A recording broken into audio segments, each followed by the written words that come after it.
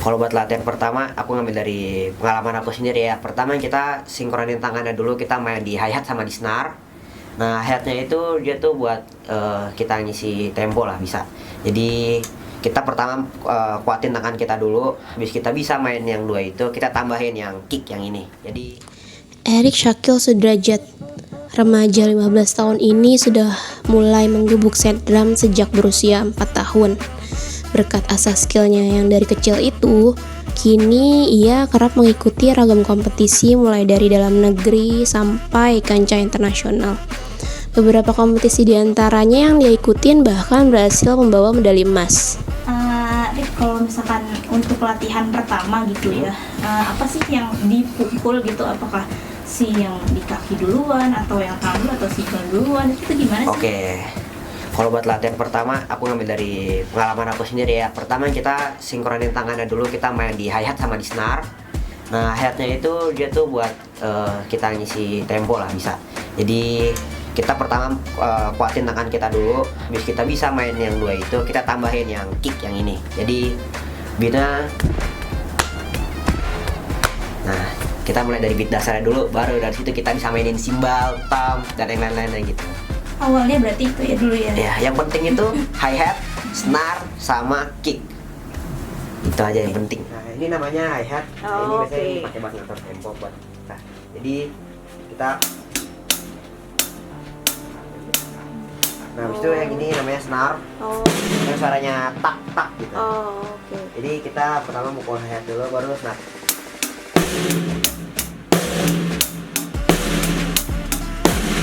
Nah, kalau udah habis yang dua itu, kita lanjut ke kick atau bass drum yang suaranya yang di bawah itu ya? Iya, yang di bawah yang kita injak. Jadi caranya kalau misalnya kita mainin tiga bareng-bareng,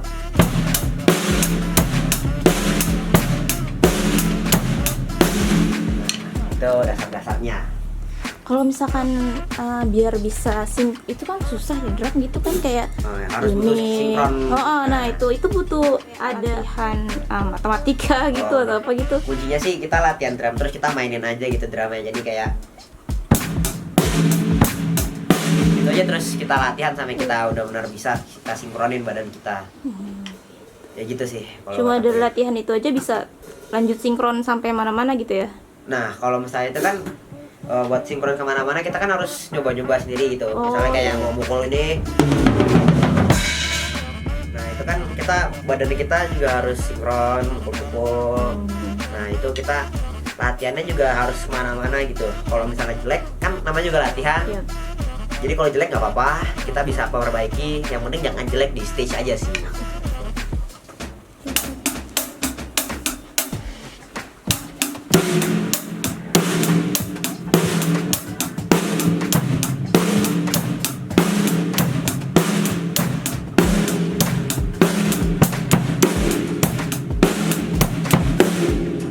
Kalau misalkan latihan pertama itu waktu masih kecil, apakah pakai set drumnya beda nggak sih sama yang profesional gitu pasti?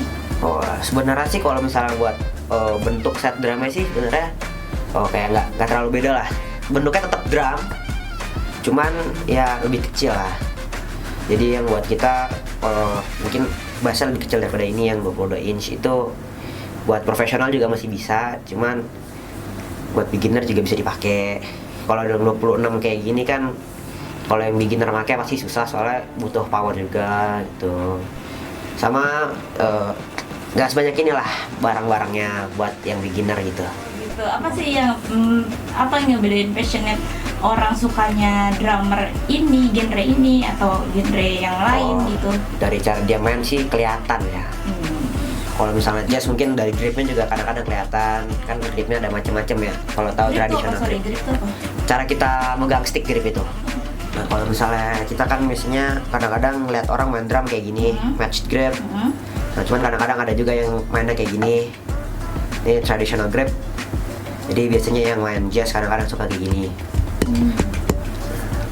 Aku sih lebih ke arah yang match grip, lebih enak aja gitu rasanya di tangan juga. Biasanya waktu awal latihan disuruh pakainya kayak gini.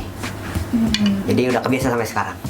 Oh gitu. Terus kalau misalkan mau belajar pertama kali nih ya nyentuh drum itu tuh belajarnya note kah atau beat kah atau apa sih sebenarnya mereka dengerin apa sih? Sebenarnya kalau misalnya awal-awal belajar drum kita harus bisa mainin beat dasar dulu. Soalnya kalau misalnya mau lanjut ke mainin lagu atau mungkin baca partitur kan kita harus kayak paham dulu beatnya kayak gimana, yang dek tak gitu kita harus bisa mainin lah. Nah baru bisa lanjut ke mainin lagu dan yang lain-lainnya gitu. Tapi proses latihannya gitu ya dari bener-bener nggak bisa sampai profesional kayak gini tuh butuh berapa lama sih? Tergantung sih masing-masing setiap orang kayak gimana. Tergantung kan orang-orang beda-beda ya. Mungkin ada yang butuh cuma 3 tahun, mungkin ada yang butuh sampai 10 dan 15 tahun. Macam-macam lah orang-orang itu. Ya. Oh, kalau misalkan belanja tuh gimana tuh, Rik? Belanja set drumnya atau beda-beda kah atau sampai nyari ke daerah gitu nggak?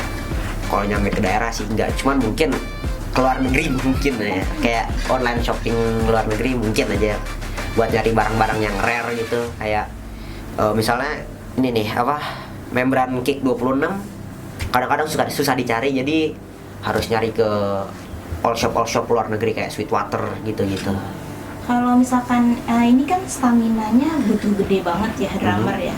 Erik sendiri apakah jaga stamina itu rajin olahraga kah atau dari makan kah atau gimana sih sebenarnya?